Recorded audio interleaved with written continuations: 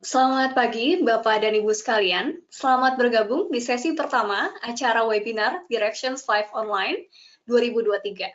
Perkenalkan, saya Nadira, host CLO pada pagi hari ini.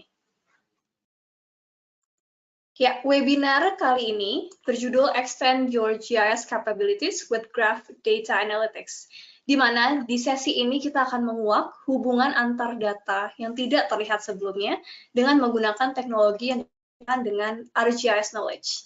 Adapun kapabilitas dari ArcGIS Knowledge ini akan didemonstrasikan lebih lanjut, di mana kita akan mengangkat studi kasus pengungkapan jaringan penyebaran obat-obat terlarang.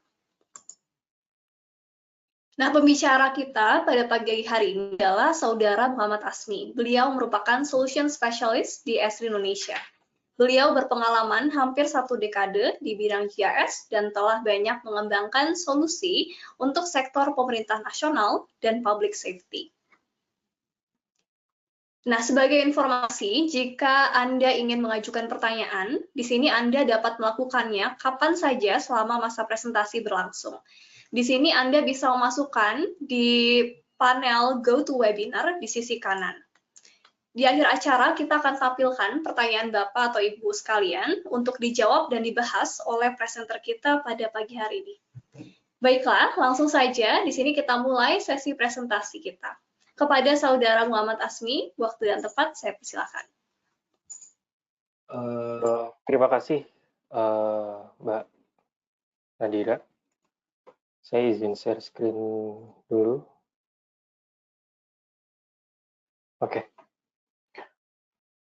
Terima kasih, Nadira, atas pengenalannya. Perkenalkan, saya Azmi, Solution Specialist Engineer Esri Indonesia.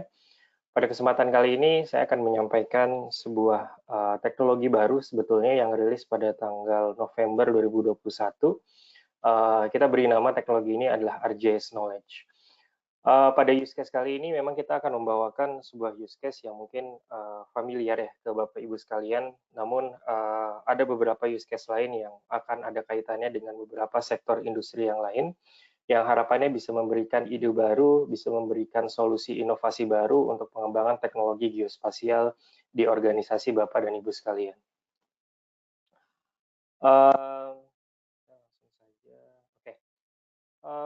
Saya akan menyampaikan sebuah fakta bahwa sebuah database manajemen sistem tren saat ini kurang lebih terhitung 10 tahun terakhir ini mengalami perkembangan yang cukup signifikan, terutama adalah terkait dengan graph database management system. Mungkin Bapak Ibu sekalian sudah familiar dengan teknologi yang mana sudah sangat kita sering gunakan, yaitu terkait dengan relational database management system. Itu adalah proses bagaimana kita memanage sebuah data yang ukurannya sangat besar, yang sering sekali harus memiliki interkoneksi antar satu data dengan data yang lainnya. Namun pada kenyataannya ada sebuah teknologi database management system yang baru yang sudah berkembang kurang lebih 10 tahun terakhir ini dan cukup pesat demand perkembangannya, yaitu terkait dengan graph database management system. Graph database management system merupakan salah satu core inti dari teknologi ArcGIS Knowledge yang saya akan bahas lebih lanjut. Perkembangan teknologi graph database juga diikuti dengan begitu masifnya platform teknologi graph database management system di market, yang mana setiap teknologi perkembangan platform graph database management system ini memiliki relung marketnya mereka masing-masing. Sebagai contoh, mungkin Bapak Ibu sekalian pernah dengar ada beberapa platform graph database analytics yang dikhususkan untuk kebutuhan sequence genetik, logistik, supply chains, dan segala macamnya. Itu adalah beberapa platform yang sudah berkembang. Mereka mengisi relungnya mereka masing-masing, dan mereka memiliki subject matter expertnya masing-masing untuk kemudian mengembangkan sebuah teknologi yang disebut dengan graph database management system. Lalu, seiring berkembangnya waktu, ketika kita harus mengcompare perbandingan ya antara graph database management system dengan beberapa teknologi-teknologi graph database yang lain. Sebagai contoh di sini mungkin yang sangat familiar dengan Bapak Ibu sekalian adalah relational database. Ketika dilihat dari kompleksitasnya, graph database management ini memang lebih kompleks dibandingkan dengan relational database. Namun di balik kompleksitasnya, kita memiliki banyak sekali keunggulan di dalam graph database management system yang tidak dimiliki oleh relational database, terutama dalam hal fleksibilitasnya, dalam hal kemudahan manajemennya, dalam hal memori yang dikonsumsinya, dan segala macam. Itu adalah beberapa highlight dari di balik kompleksitas perkembangan ataupun tingkat kesulitan dari si graph database itu sendiri. Lalu sebetulnya mungkin Bapak Ibu sekalian yang belum familiar mungkin bertanya apa sebetulnya graph database.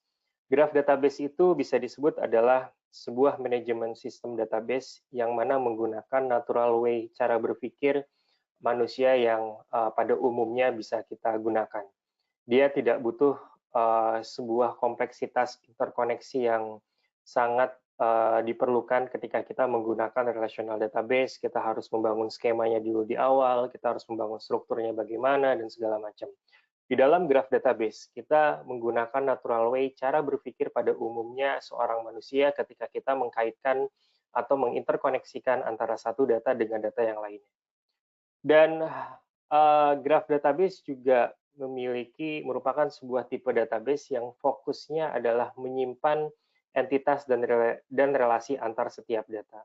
Jadi ketika kita berhadapan dengan relational database, skema data itu adalah sesuatu yang paling penting di dalam relational database.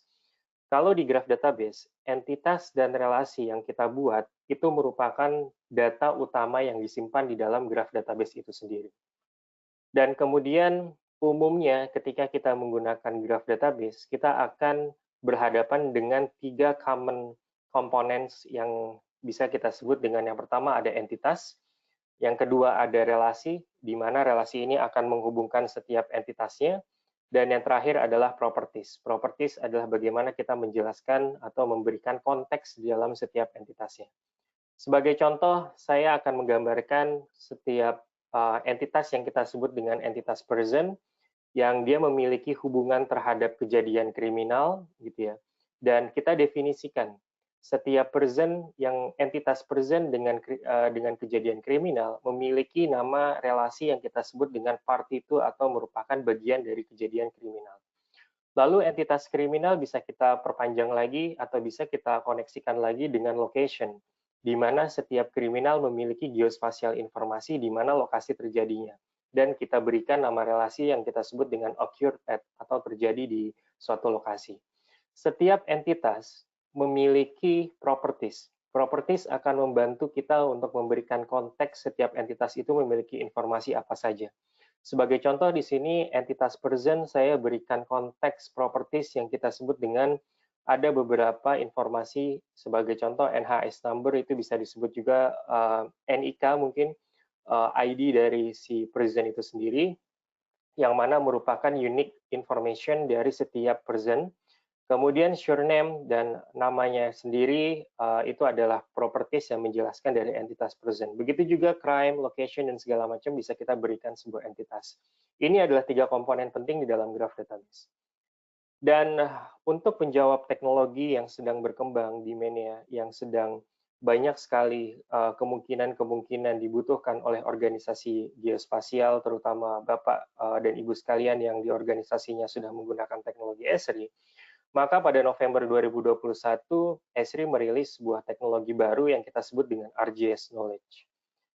Lalu, sebenarnya apa sih alasan dibalik kenapa RGS Knowledge ini kemudian dibangun sementara Esri merupakan domain dari sebuah teknologi geospasial? Yang pertama, kita mengalami sebuah tren perkembangan teknologi di mana geospasial harus memiliki fleksibilitas yang lebih tinggi dalam arti kita harus menginterkoneksikan bukan hanya geospasial data, tapi juga beberapa data-data yang sifatnya terstruktur maupun yang tidak terstruktur juga memiliki perkembangan yang sangat masif. Sehingga geospasial teknologi harus lebih fleksibel untuk menyesuaikan perkembangan teknologi, terutama data-data yang sifatnya unstructured. Dan dibutuhkan additional geospasial reference terkait dengan data analytics. Ketika kita bekerja dengan data geospasial, mungkin kita akan melihat sebuah konteks informasi dari lokasi saja. Dan kita bisa menambahkan informasinya dengan memberikan atribut informasi. Sebagaimana yang Bapak Ibu sekalian sudah familiar bahwa setiap informasi coordinate location, dapat kita berikan informasi atribut sebagai contoh nama, keterangan, dan segala macam di dalam atribut table. Namun atribut itu hanya bisa menjelaskan satu entitas lokasi. Dan hal yang dikembangkan dari RGS Knowledge adalah bagaimana setiap atribut-atribut yang tadinya hanya terkelompok ke dalam menjelaskan satu informasi, bisa kita buat sebagai entitas baru, sehingga bisa memperjelas atau menambahkan additional value dari informasi lokasi yang Bapak dan Ibu miliki. Dan yang ketiga adalah tentunya kita memiliki atau membutuhkan kapabilitas yang lebih sekedar dari manajemen sebuah data, yang mana kita di dalam RGS Knowledge kita memiliki sebuah kapabilitas analytics yang mana bisa memberikan insight dari sebuah data yang Bapak ingin sampaikan atau yang ingin Bapak analisis.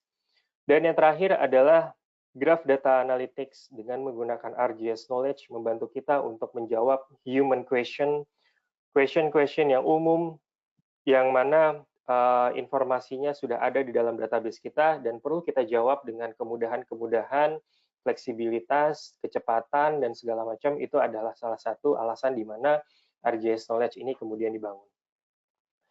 RGS Knowledge juga membawa sebuah visi bahwa visi yang utamanya adalah menginterkoneksikan informasi spasial dan non-spasial data dari berbagai macam sumber yang mana sebetulnya bisa kita gunakan bukan hanya data-data yang sifatnya harus memiliki XY koordinat. Dan dengan RGS Knowledge, kita juga bisa memainkan peranan penting untuk memainkan logical and spatial relationship dalam geographic information system. Dan yang terakhir adalah kapabilitas analytics yang bisa kita kembangkan di dalam graph database management ataupun dengan menggunakan RGS Knowledge. Lalu mungkin Bapak Ibu sekalian bertanya-tanya, RGS Knowledge ini dikhususkan untuk siapa saja penggunanya? Target user dari RGS Knowledge ini sebenarnya sangat masif, sangat tidak terbatas oleh beberapa sektor tertentu. Ya, sebagai contoh, di sini adalah target user yang mana mereka membutuhkan advanced analytic dan solution. Biasanya ada di financial services, manufacturing, global retail, itu adalah beberapa target user. Salah satu, kalau mungkin Bapak dan Ibu sekalian googling gitu ya, kapabilitas graph data analytics atau knowledge graph sering sekali digunakan untuk mendeteksi fraud detection di sektor finansial ataupun retail, di banking sebagai contoh. Itu adalah salah satu use case yang sangat sering digunakan untuk mendeteksi fraud detection. Karena dengan RGS Knowledge atau dengan Graph Database Analytics, fraud detection bisa lebih mudah diungkapkan karena kita harus menginterkoneksikan berbagai macam informasi, transaksi, orang, lokasi, dan segala macamnya ke dalam suatu graph database. Di dalam intelligence, investigation, supply chains, itu juga merupakan beberapa sektor yang mana merupakan menjadi target user dari teknologi RGS Knowledge. Lebih detail terkait membawa sebuah teknologi spasial dan non-spasial information, saya ambil sebagai contoh di sini adalah sektor di mana yang mungkin kita sudah sangat familiar adalah supply chains. Supply chains merupakan sebuah aktivitas di mana sebuah Bapak dan Ibu memproduksi sebuah barang, kemudian barang itu kemudian kita harus supply dan kita harus distribusikan ke berbagai macam lokasi, industri, dan segala macam. Ketika kita bicara konteksnya spasial, maka kita akan bicara konteks di mana lokasi distribusi barangnya, gudangnya, di mana source utamanya, dan segala macam. Namun ketika kita hanya bicara konteks spasial, non-spatial information seperti purchase order, invoice, shipping manifest, dan segala macamnya sulit sekali kita cari insight-nya. Apa yang terjadi di purchase order? Apakah ada sesuatu yang anomali? Apakah sesuatu ada yang fraud? Apakah di dalam invoice ada sesuatu yang membuat supply chains kita menjadi terhambat dan segala macamnya? Men-tracing informasi menjadi lebih sulit ketika kita hanya menggunakan spasial perspektif. Begitu juga dengan real estate. Mungkin di dalam industri real estate, salah satu komponen spasialnya adalah parcel boundary dan segala macam. Namun tanpa kita sadari, sebenarnya ada non-spatial information yang sebetulnya penting untuk kita libatkan. Dalam hal ini adalah property ownership, deeds, mortgage document, dan segala macamnya, yang mana ketika kita kombinasikan antara non-spatial dan spatial information, itu bisa menjadi sebuah powerful tools untuk menjawab berbagai macam insight yang Bapak dan Ibu butuhkan di dalam sebuah organisasi. Sosial media, insurance, human and resource itu adalah salah satu sektor yang mana graph database management, RGS Knowledge bisa masuk. Secara arsitektur, mungkin ini di high level saja, bahwa khususnya bagi Bapak dan Ibu sekalian yang sudah menggunakan teknologi Esri di enterprise level, yang kita kenal adalah setiap teknologi di enterprise level kita memiliki JS server yang fungsinya untuk membuat kita bisa mempublish data sehingga kita bisa lihat data dan segala macamnya di portal dari enterprise itu sendiri. Kehadiran RGS Knowledge, kehadiran Graph Database Management System di dalam teknologi Esri juga diiringi dengan ekstensi server terbaru yang kita sebut dengan Knowledge Server. Karena RGS Knowledge atau Graph Database Analytics membawa sebuah teknologi, membawa sebuah perkembangan manajemen data yang sifatnya volumenya bukan lagi volume yang sifatnya ratusan. Dia bisa ribuan dan bisa jutaan. Knowledge Server dan kemudian salah satu yang dikembangkan lagi, terspesialisasinya sebuah ArcGIS Data Store yang disebut dengan ArcGIS Data Store Graph, yang mana juga merupakan hal baru ketika RGS Knowledge dan Graph Database Analytics ini kemudian dikembangkan. Dan di tahun 2023 ada ready-to-use apps yang akan membantu kita kemudahan untuk mengeksplorasi data bukan hanya di level desktop, tapi juga di level portal, di level aplikasi, sehingga Bapak dan Ibu sekalian, non-JS user, non-IT user bisa menggunakan teknologi ini dengan mudah, memahaminya, mencari insight-nya, dan segala macamnya bisa lebih mudah. Knowledge Studio akan rilis di November tahun 2023 di tahun ini. Dan untuk sedikit memberikan konteks ke Bapak Ibu sekalian, saya akan membawa sebuah use case bagaimana kapabilitas Graph Data Analytics ini dengan menggunakan RGS Knowledge bisa membantu kita untuk menginvestigasi bagaimana penyeludupan obat-obatan terlarang dengan menggunakan unstructured crime datasets. Mungkin sebuah use case yang saat ini kita sudah familiar di lingkungan kita yang sampai hari ini juga belum selesai kasusnya adalah kasus Brigadir kasus Sambo yang kemudian membunuh Brigadir Joshua. Nah, kalau Bapak perhatikan bagaimana sebetulnya non-spatial information bisa menjawab berbagai macam informasi ataupun fakta, menguak informasi baru, menemukan fakta baru, ketika setiap hubungan informasi itu kita hubungkan. Sebagai contoh, sebelumnya adalah Ferdy Sambo, mereka menyatakan bahwa dia tidak menembak si Joshua. Namun dengan kita menginterkoneksikan berbagai macam informasi, berbagai macam lokasi, berbagai macam orang, berbagai macam event kejadian dan segala macam, fakta baru terungkap bahwa ternyata Ferdy Sambo juga menembak si Brigadir Joshua. Itu adalah kekuatan bagaimana interkoneksi data bisa memberikan kita informasi yang sebelumnya unexpected atau kita tidak sangka, sehingga ketika kita interkoneksikan, ketika kita bangun sebuah hubungan satu dengan yang lainnya, fakta itu bisa terungkap. Nah, kurang lebih ini akan mengkaitkan bagaimana dengan penyeludupan narkoba sehingga kita bisa men-tracing proses investigasi yang seperti apa yang bisa sangat strategik. Saya menggunakan data dari United Kingdom atau dari Inggris, yang mana karena memang availability datanya bisa saya gunakan untuk use case kali ini. Namun sebagai gambaran, saya menggunakan 14.900 record data, location data, dan kemudian 1.000 officer data, dan 28.000 kejadian crime event, dan ada 368 person information yang terlibat ke dalam setiap kejadian kriminal. Nah, data-data ini akan kita coba bangun di dalam sebuah graph database dengan menggunakan RGS Knowledge sehingga kita bisa menginvestigasi hal-hal di dalam graph database itu sendiri. Nah, untuk membangun sebuah sistem graph database, kita mengenal yang kita sebut dengan data model approach. Salah satu data model approach yang common sekali digunakan di dalam Graph Database Management System itu adalah POL Data Model Approach. POL sendiri merupakan singkatan dari P-nya adalah person, kemudian O-nya adalah object, kemudian L-nya adalah location, dan yang terakhir I-nya adalah event.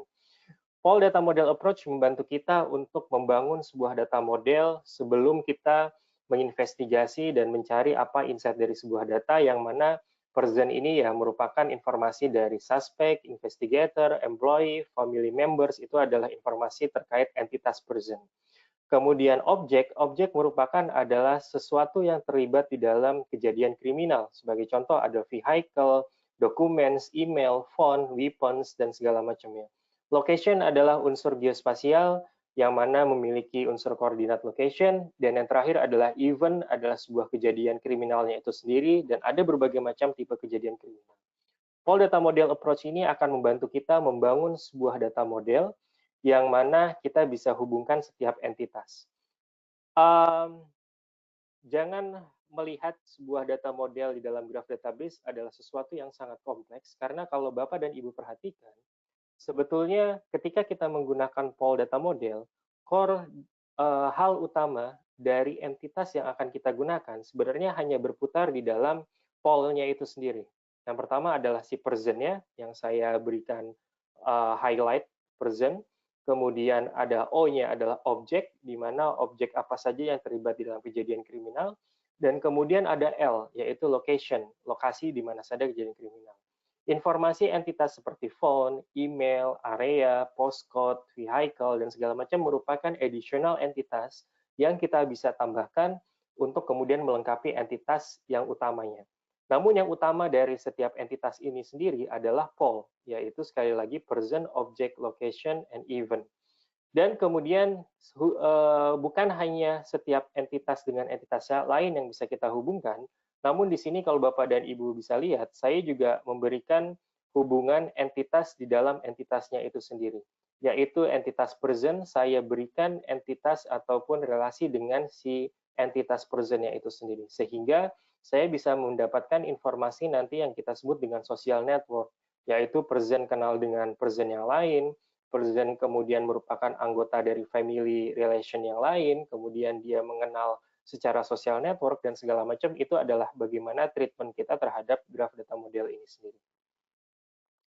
Untuk demonstrasi, saya akan menyampaikan bagaimana kejadian kriminalitas penyeludupan narkoba bisa kita investigasi dengan menggunakan graph data analytics. Dengan beberapa tools, ada Centrality, Pets, Community, dan segala macam, itu adalah common tools yang ada di dalam RGS Knowledge. Nah, untuk memberikan demonstrasi, ini adalah tampilan bagaimana RGS Knowledge yang dikembangkan di dalam graph database itu sendiri. Dan kalau kita lihat di sini adalah bahwa kita, yang tadi saya sebutkan, kita ada hubungan yang kita sebut party to, di mana party to ini sendiri adalah memberikan kita konteks antara orang dengan kejadian kriminal. Analisis dengan menggunakan link charts membantu kita untuk melihat insight adalah relasi party to memiliki hubungan dengan kejadian kriminal apa saja. Sebagai contoh di sini Jessica memiliki 5 kejadian kriminalitas yang terlibat ataupun dia terlibat dalam kejadian kriminal 5 kejadian, ada Philip dan segala macamnya. RGS Knowledge juga membantu kita untuk melihat insight data dengan lebih mudah. Sebagai contoh di sini kita bisa melihat antara vehicle crime, drugs, tipe kriminal apa saja yang paling banyak terjadi. Nah, untuk memberikan sedikit konteks, di sini saya akan membawakan sebuah use case bagaimana khusus kejadian kriminal narkoba, kita akan investigasi menjadi lebih dalam, menjadi lebih deep, sehingga kita bisa mengungkapkan dan menginvestigasi strategi yang tepat untuk kita hentikan jaringan narkoba ini seperti apa. Di sini Bapak bisa lihat di sebelah kanan ada beberapa tipe yang lain yang bisa kita explore, ada vehicle crime, ada drugs, ada violence, ada public order. Nah, berikutnya adalah bagaimana kita akan menselect khusus adalah kejadian kriminal drugs yang akan kita keluarkan dan yang akan kita investigasi lebih dalam. Di sini saya akan menselect hanya kejadian kriminal drugs. Saya akan keluarkan drugs ini, event drugs ini ke dalam link chart yang baru sehingga kita bisa melihat konteks hubungan antara kejadian kriminal penyeludupan narkoba dengan orang-orang yang terlibat di dalam drugs itu sendiri. Oke, ternyata di dalam database yang sudah saya bangun kurang lebih ada 100.000 relasi dan kemudian ada lebih dari 60.000 entitas, saya mendapatkan informasi ternyata ada 11 kejadian penyelundupan narkoba yang terjadi. Dan untuk memberikan kembali konteks, siapa saja yang terlibat ke dalam kejadian kriminal narkoba ini. Maka berikutnya adalah ketika kita sudah memilih tadi drugs, siapa saja yang terlibat, berikutnya adalah kita akan mencoba menganalisa siapa saja orang yang terlibat di dalam kriminalitas narkoba ini. Dengan menggunakan tools yang ready to use, filter by expand, kita bisa memberikan satu hubungan yang baru, mengextend satu hubungan yang baru yaitu party to, di mana party to ini merupakan hubungan antara setiap kejadian dengan orang-orang yang bersangkutan, artinya orang yang terlibat dalam kejadian kriminal itu. Maka di sini bisa dilihat bahwa Jack, Diana, Raymond merupakan orang-orang yang terlibat ke dalam kejadian kriminal penyelundupan narkoba. Dan saya sebagai investigator, sebagai contoh, saya hanya ingin melihat siapa saja sebenarnya dari keempat orang ini yang secara fakta di dalam database kita memiliki bukti bahwa barang bukti penyelundupan narkoba yang bersangkutan. Maka kita bisa lakukan sebuah extend informasi yang baru, di mana informasi yang akan kita munculkan adalah informasi terkait barang bukti yang mana objek involved in, kita extend lagi, dan kita bisa melihat sebenarnya tidak di antara empat orang ini, baik Jack, Diana, and Raymond, ternyata hanya Jack dan Raymond yang memiliki hubungan ataupun yang memiliki fakta bahwa mereka memiliki barang bukti dari penyelundupan narkoba. Kita bisa lihat di sini bahwa Jack dan Raymond, bahwa Jack memiliki 120 gram package cannabis, ada penyelundupan uang juga, dan segala macamnya. Dan kemudian juga dia terlibat ke dalam penjualan barang-barang elektronik, kemudian currency, dan segala macamnya. Nah, karena saya ingin memberikan konteks di mana bahwa hanya orang-orang yang memiliki barang bukti yang akan saya investigasi, maka saya akan meremove Diana dan kemudian Brian yang akan saya exclude, sehingga kita akan memberikan melihat bagaimana hubungan yang terjadi antara si Jack dan Raymond. Nah, yang pertama saya akan exclude dulu. Oke, saya akan exclude si Brian. Kemudian saya akan hapus juga si Diana, karena saya akan menginvestigasi bagaimana hubungan Jack dan Raymond ini, sehingga saya sebagai investigator bisa melihat insight-nya lebih mendalam. Jack dan Raymond merupakan dua orang entitas, merupakan entitas orang, yang mana setiap entitas itu tadi memiliki hubungan yang bisa kita interkoneksi dengan menggunakan hubungan social network yang sudah tadi kita definisikan di dalam data model kita. Dengan menggunakan tools finding paths, kita bisa melihat bahwa Jack dan Raymond, kita akan hubungkan kedua orang ini dan kita melihat sebetulnya siapa saja yang bisa menjadi jembatan begitu untuk menginterkoneksikan antara Raymond dengan Jack sebagai suspek utama dalam penyelundupan narkoba. Nah, di sini kita bisa melihat ternyata ada 4 orang, yaitu Philip, Kathleen, Brian, kemudian Alan, merupakan orang-orang yang mana memiliki hubungan di antara Jack dengan Raymond. Sehingga saya sebagai investigator yang ditugaskan untuk menginvestigasi kejadian-kejadian narkoba di lapangan, saya harus memiliki strategi, orang siapa saja yang harus saya libatkan, orang siapa saja yang harus saya investigasi, dan seterusnya. Karena setiap unsur orang yang bersangkutan memiliki unsur lokasi, maka kita bisa extend satu entitas baru yang kita sebut dengan entitas lokasi. Karena setiap orang ini memiliki alamat, dan disinilah teknologi non-spatial information bisa kita kombinasikan dengan spatial information dengan menggunakan geographic perspective. Nah, di sini saya akan visualisasikan dengan menggunakan peta. Nah, dan Bapak Ibu bisa melihat di sini, dan sebagai catatan mungkin fokuskan pandangannya hanya ke lokasi-lokasi yang bersangkutan. Jadi di sini mengapa si link chart bisa menempel dengan ke sebuah peta? Karena ada unsur lokasi koordinat yang saya sematkan di dalam properti setiap alamat yang bersangkutan. Alamat itu sendiri adalah misalnya Silverdale Road, kemudian 46 Queens Avenue, kemudian Sparrow Close, Jobson Street, dan segala macamnya, itu adalah unsur lokasi yang saya tambahkan. Nah, sementara Kathleen, Raymond, Philip ini adalah non-spatial information yang artinya perannya di sini hanya menjelaskan.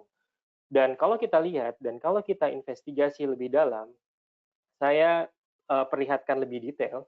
Dan kalau Bapak Ibu lihat di sini bahwa ternyata Philip dan Brian memiliki atau tinggal di satu lokasi yang sama.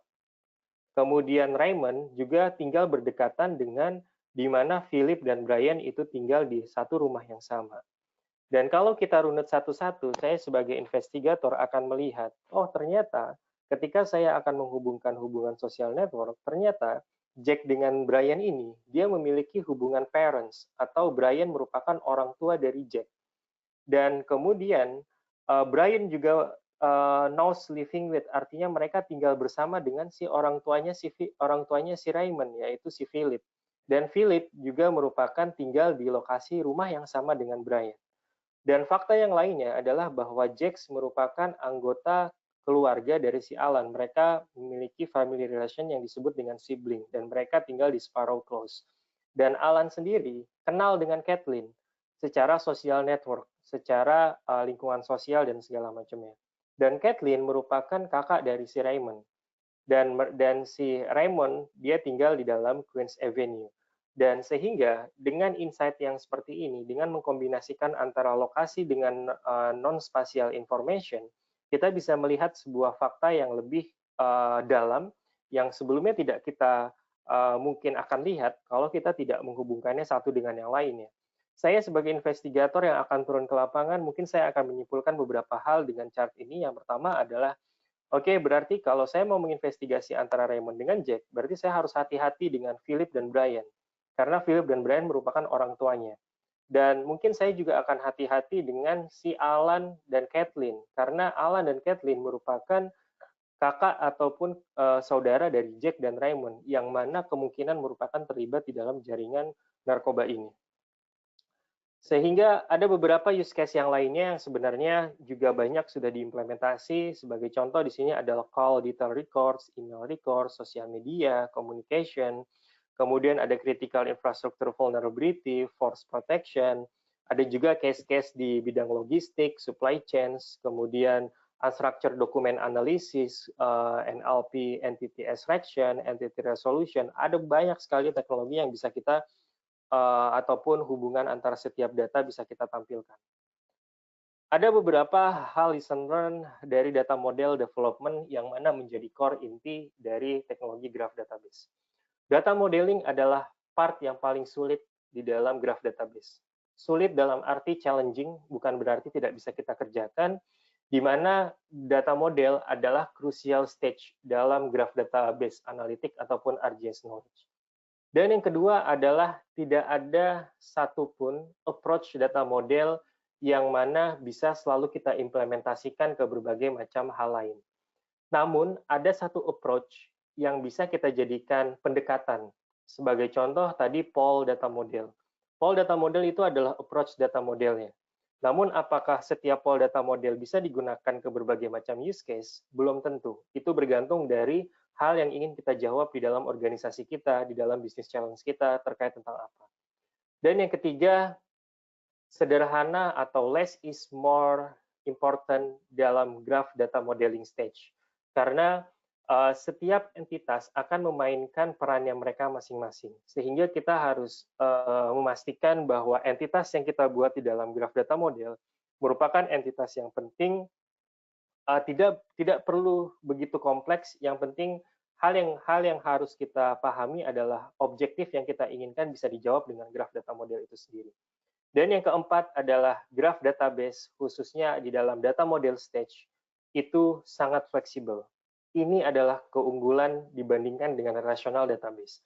Kalau di relational database, kita harus kaku dengan kita harus mendefine skemanya di awal, kemudian kita baru menginput datanya masuk. Ketika suatu perkembangan teknologi atau suatu kebutuhan baru kita butuhkan di dalam relational database, kita harus merubah skema, dan itu pekerjaannya sangat berat, sehingga di dalam graph database kita memiliki fleksibilitas yang lebih tinggi. Sebagai contoh, kita mau menambahkan entitas baru, kita cukup tambahkan dan kita define relasinya dengan entitas yang mana.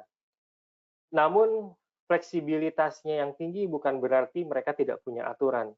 Mereka tetap punya sebuah common rules, sebuah aturan di mana setiap entitas bisa kita berikan properti, setiap entitas bisa kita berikan relasi, dan segala macamnya.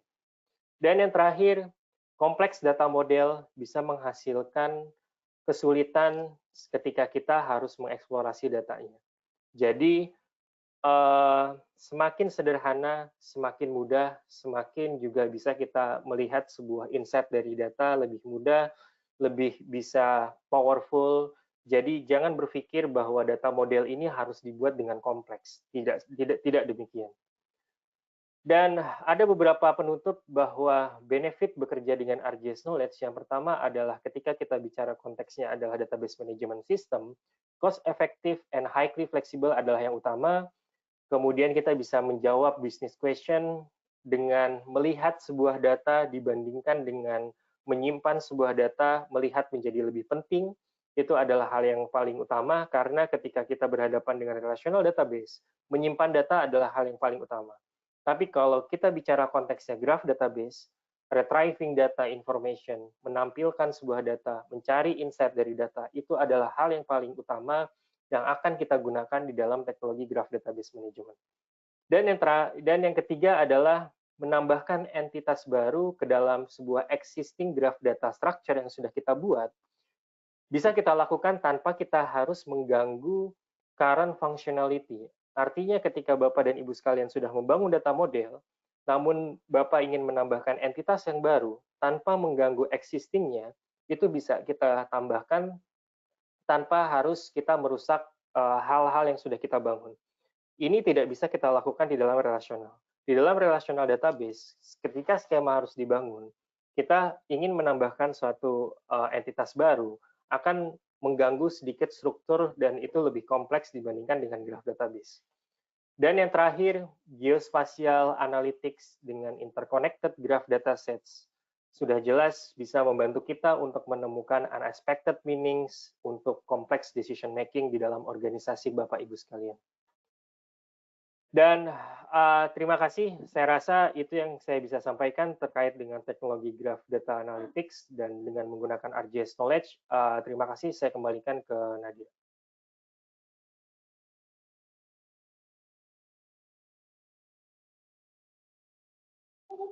Ya, baik. Terima kasih Pak Asmi untuk presentasinya ya.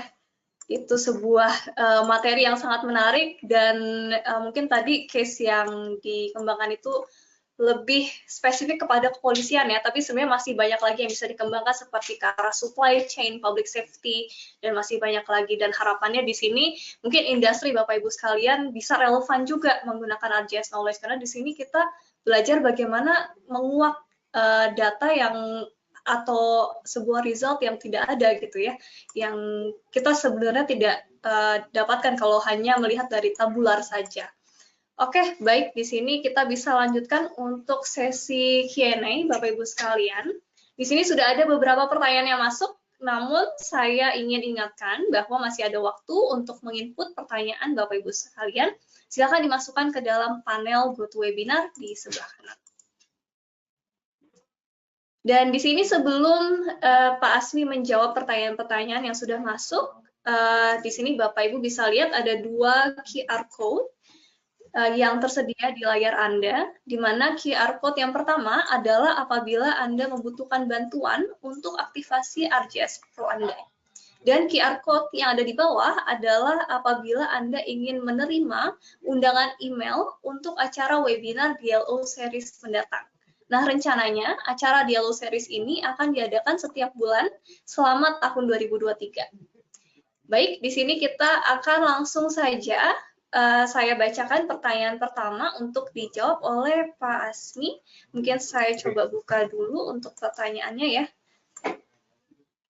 Oke, di sini sudah ada pertanyaan pertama dari Pak Dani. Saya bacakan. Ketika proses implementasi teknologi ini, langkah ideal apa saja yang harus dimiliki atau dilewati oleh setiap organisasi? Saya izin share screen ya, Mbak Nadira lagi. Oke, Pertanyaan yang menarik dan pertanyaan yang sangat bagus. Saya coba share screen-nya. Oke. Jadi sebetulnya ada fundamental stages dalam bekerja dengan RJS Knowledge dari Pak Dhani tadi yang bertanya. Nah, Pak Dhani, jadi bahwa bekerja dengan RJS Knowledge atau dengan Graph Database, kita akan melewati kurang lebih 3 tahap. Yang pertama adalah data model, ada yang kita sebut dengan data engineering, data model, dan data exploration. Part yang paling awal sekali adalah kita mulai dengan data engineering. Data engineering ini adalah tahap di mana kita mengumpulkan data, mendefinisikan data apa saja yang mau kita libatkan, baik itu spasial maupun non-spatial information. Setelah data itu kita mining, kita ingestion, atau ada data-data yang harus kita lakukan ETL proses dan segala macamnya, itu adalah data engineering. Ketika data itu sudah siap, ketika data itu sudah baik, dan ketika data itu sudah kita ready to analysis, berikutnya adalah kita akan membangun yang kita sebut dengan data model. Data model ini adalah peran utama dari RJS Knowledge, di mana kemudahan membangun sebuah data model dalam RJS Knowledge itu sangat mudah, sangat handy, karena kita sudah lengkapi dengan GUI, graphic user interface yang enak, sehingga kita bisa membuat data model itu dengan lebih mudah. Namun catatan saya, tadi saya sebutkan bahwa setiap platform yang berkembang di market tentang teknologi graph database ini, mereka memiliki relung market mereka masing-masing. Mengapa? Karena mereka memiliki subject matter expert-nya mereka masing-masing.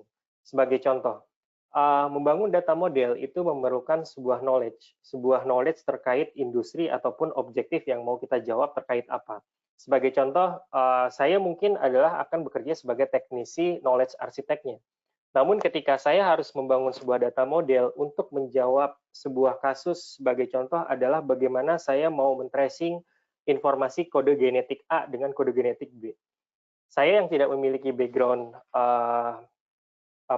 genetik sequence dan segala macam, saya tidak bisa hanya bekerja sendiri. Sehingga subject matter expert itu diperlukan untuk kita membantu membangun sebuah data model. Begitu juga di supply chain. Mungkin Bapak dan Ibu sekalian di sini yang sehari-harinya bekerja di supply chain, mungkin sudah paham kalau barang itu alurnya seperti apa. Tapi saya juga belum tentu. Nah, tapi saya bisa membangun data modelnya. Artinya, dibutuhkan subject matter expert di dalam membangun sebuah data model. Dan yang terakhir adalah data exploration.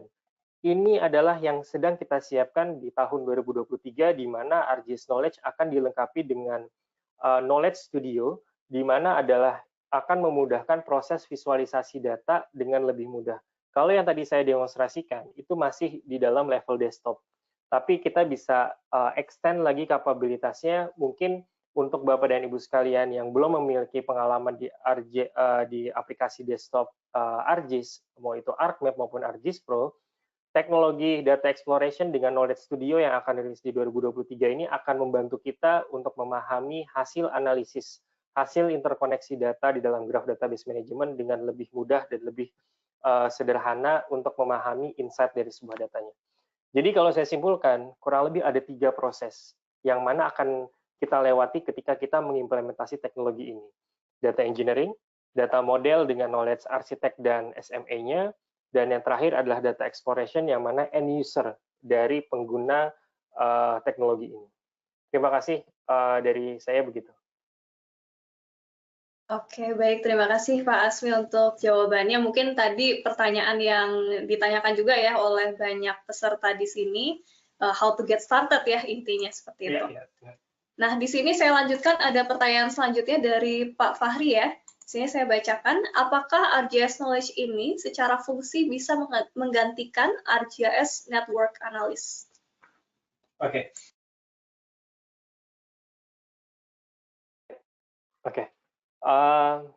Apakah bisa menggantikan network analysis?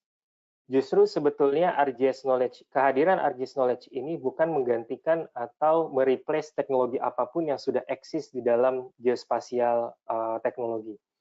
Namun, kehadiran RJS Knowledge justru akan menambahkan sebuah additional value yang tidak dimiliki di network analysis. Sebagai contoh, network analysis adalah salah satu tools yang bisa kita gunakan untuk melihat sebenarnya sebagai contoh misalnya ada satu lokasi gudang, di mana itu adalah tempat di mana kita akan menyimpan berbagai macam supply chain barang dan segala macamnya, dan kita akan menganalisis sebenarnya jarak secara umumnya antara orang yang bisa berkunjung ke gudang itu kurang lebih berapa lama, itu berapa jam. Nah, network analysis tetap akan bicara dalam konteks geospatial perspektif. Namun, hal yang tidak bisa dia jawab adalah bagaimana historical secara non-spatial information-nya. Sebagai contoh, historical pengiriman barangnya, invoice-nya, siapa yang mengirim, kemudian dan lain sebagainya, itu mungkin hanya tersimpan di dalam atribut geospasial, kalau kita berbicara hanya geospatial perspektif. Dengan ArcGIS Knowledge, kita akan menambahkan additional value. Sebagai contoh, ada satu gudang di dalam supply chain yang dia tidak bisa beroperasi. Nah, kita bisa men-tracing dengan mudah, kira-kira ketika ada satu gudang supply chain yang tidak bisa beroperasi, seberapa besar impact-nya terhadap gudang-gudang yang lain, terhadap keberlangsungan supply chain yang akan terjadi. Berapa banyak kerugiannya, berapa banyak orang yang akan berimpact dan segala macamnya, dengan menginterkoneksikan bukan hanya spasial perspektif, tapi non-spasial perspektif. Sehingga kesimpulan saya adalah bahwa kehadiran ArcGIS Knowledge bukan untuk menggantikan sesuatu hal yang sudah eksis di dalam geospasial teknologi, tapi justru mengextend kapabilitasnya, seperti yang tadi judul di awal, extend capability, untuk kita lebih fleksibel, lebih diverse lagi, lebih deep analitiknya lagi, untuk kemudian kita mencari unexpected meanings yang mungkin kita nggak bisa lihat hanya informasi geospasial saja. Kurang lebih begitu. Oke, baik. Terima kasih Pak Asmi untuk jawabannya. Jadi memang ada tambahan juga ya ke arah data terstruktur ataupun data unstructured yang bisa dimasukkan dalam ArcGIS Knowledge dan akan meningkatkan untuk kapabilitas ini. Oke, baik. Di sini sudah ada pertanyaan lain. Saya bacakan lagi. Ada dari Pak Lukman. Kalau dalam bidang asset management dan land development and land bank, perlu approve tim dan siapa yang bisa melihat dan tidak, serta cara recheck data input biar tidak ada miss dalam human error dalam proses, apakah harus manual, seperti itu. Oke, pertanyaan yang bagus sekali Pak. Itu adalah tahap yang tadi saya sebut dengan data engineering proses. Jadi di mana memang kita di dalam proses membangun teknologi ini, kita berharapnya ini adalah teknologi otomasi proses ya. Otomasi proses itu artinya ketika kita dimulai dari proses data management di data engineering-nya, kita mengkoleksi data, kita menginput data segala macam, itu bisa kita buatkan aplikasi tersendiri untuk inputting-nya. Nah, ketika inputting itu terjadi, gitu ya, misalnya aplikasi-aplikasi ready to use ArcGIS-nya yang bisa kita libatkan, mungkin Bapak familiar dengan Survey 123, ArcGIS Data Collector dan segala macamnya, itu adalah untuk menginput datanya di awal. Nah, kemudian ketika data itu sudah diinput, ketika data itu sudah bisa kita bangun ke dalam graph data model, berikutnya kita teruskan. Kita teruskan, kemudian tetap ada sebuah orang yang memiliki expertise, itu baik dari kami juga bisa, ataupun dari organisasi Bapak yang kita training orangnya, dia harus memiliki kemampuan untuk bagaimana mendesain data modelnya. Karena orang ini yang akan menjadi core di mana dalam organisasi Bapak dan Ibu sekalian, ketika suatu saat ingin menambahkan informasi. Sebagai contoh adalah, saya mau dong ada entitas baru terkait hubungan dengan A, hubungan dengan B, hubungan C, hubungan dengan D. Nah, orang inilah yang akan memainkan peran untuk dalam data model prosesnya. Nah, sehingga ketika nanti sudah sampai di end user, ya, sudah sampai di end user, itu bukan lagi orang data arsiteknya ataupun orang yang mau data model ya, tapi Bapak sebagai pimpinan sebagai contoh akan melihat, saya hari ini mau cari nih kondisi supply chain saya ke Sumatera, kurang lebih kondisinya bagaimana, gitu ya. Dan kalau saya mau tutup gudang supply chain yang A di Sumatera, kira-kira strategi saya harus bagaimana untuk kemudian mengalihkan proses itu ke yang lain. Nah, jadi memang ada stage ya, ada tahapan yang mana proses ini bisa diotomasi, namun bisa juga ketika otomasi itu sudah berjalan, kita tambahkan hal yang belum dilengkapi. Nah, ini adalah keunggulan yang tidak dimiliki oleh relational database. Kalau kita bekerja dengan relasional, membangun skema itu adalah hal yang penting di awal. Tapi kalau di graph database analytics, membangun ide cara berpikir koneksi antar satu dengan data yang lain itu yang lebih diutamakan sehingga kita bisa menjawab berbagai macam case sesuai dengan objektif Bapak. Kalaupun ada yang kurang, kita tambahkan. Adapun yang kita tidak inginkan, bisa kita hapus. Namun kalau relational database, kita tidak se-fleksibel itu untuk memanage sebuah data, terutama yang volumenya sangat besar. Semoga bisa menjawab. Ya, terima kasih Pak Asmi untuk jawabannya. Semoga cukup terjawab ya Pak. Di sini ada mungkin last question ya di sesi kita hari ini, ada dari Pak Afan. Apakah GraphDB yang digunakan bisa lokal atau hosted? Kalau boleh tahu database yang digunakan apa ya? Dan apakah itu Neo4j, CouchDB, dan lain-lain? Terima kasih. Ya, makasih Pak. Bapak sudah kenal dengan Neo4j, dan memang Neo4j merupakan salah satu platform yang paling masif, yang paling familiar mungkin ya dengan teknologi Graph Database Analytics ini, atau Graph Database Management ini. Nah, secara native, hal yang tadi tidak saya tunjukkan adalah bagaimana demonstrasi kita melakukan eksplorisasi data dengan menggunakan bahasa Cypher Query yang dikembangkan oleh Neo4j. Itu adalah bahasa query yang native-nya ada di Neo4j. Dan memang RGS Knowledge secara native bahkan Pak, kita bisa menginterkoneksikan database-nya Neo4j. Jadi misalnya Bapak mungkin sudah familiar atau sudah memiliki existing database yang dibangun dengan Neo4j, itu udah dibangun, dan karena hal yang saya temukan, saya sudah mengekspor antara Neo4j dengan RGS Knowledge, bahwa Neo4j ketika kita membangun sebuah data model, kita harus paham sebuah ilmu yang namanya Cypher Query. Kita harus membuat sedikit script untuk membangun interkoneksi antar data. Dan kita harus paham logiknya. Namun di dalam RGS Knowledge, membangun data modelnya sudah sangat handy, karena dia sudah ada graphic user interface-nya. Kita cukup klik input, kemudian kita teruskan, dan segala macamnya hingga menjadi data model. Dan data modelnya mau lokal, mau kita interkoneksikan dengan Tiger Graph sebagai contoh, graph database yang lain, itu bisa sangat mudah. Dan database apapun. Karena memang secara native-nya, teknologi Esri ini kan secara interoperability-nya sudah sangat fleksibel, Pak. Proses integrasi database itu bukan hal yang sangat isu. Tapi hal yang saya mau highlight adalah secara native, RGS Knowledge itu bisa sangat seamless dengan Neo4j. Karena Neo4j adalah teknologi graph database platform yang paling masif, sering sekali digunakan. Jadi kita bisa interkoneksi ini, existing database Neo4j-nya, ke dalam RGS Knowledge. Begitu, Pak.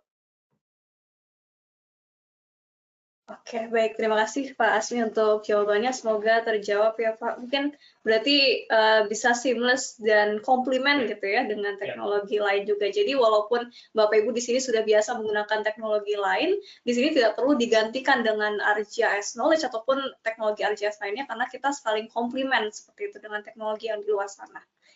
Oke, baik. Kalau begitu mungkin pertanyaan Pak Afan terakhir merupakan last question untuk sesi kita di hari ini. Nah, di sini saya ucapkan terima kasih kepada Pak Asmi untuk sesi hari ini yang sangat luar biasa ya. Semoga di sini bisa menginspirasi Bapak Ibu sekalian untuk mengeksplor dan juga harapannya bisa menerapkan dan mendapatkan manfaat dari teknologi ini. Dan terima kasih juga Bapak Ibu yang sudah bertanya. Untuk yang belum dapat kesempatan dijawab hari ini akan dibantu untuk di-email ya oleh Pak Asmi. Dan di sini sekedar mengingatkan juga bahwa sesi DLO webinar ini kami rekam dan nantinya hasil rekaman akan dikirim ke email Bapak Ibu sekalian. Dan pada kesempatan ini juga saya informasikan bahwa acara webinar Directions Live Online di bulan depan akan diadakan pada tanggal 22 Februari dengan judul Geo AI Integration on Mobile Survey dan akan disampaikan oleh Solution Specialist kita dari Esri Indonesia yaitu Saudara Muharam Syah. Nah, kepada Bapak Ibu yang belum mensubscribe saya persilakan untuk men-scan QR code di sebelah kiri supaya tidak ketinggalan di acara webinar ASP Indonesia berikutnya. Dan apabila ada yang ingin ditanyakan lebih lanjut atau sekedar ingin berkonsultasi, bisa scan QR code juga di sebelah kanan. Terima kasih. Saya ucapkan terima kasih kembali ya kepada Pak Asmi dan Bapak Ibu sekalian. Sampai jumpa di acara webinar selanjutnya.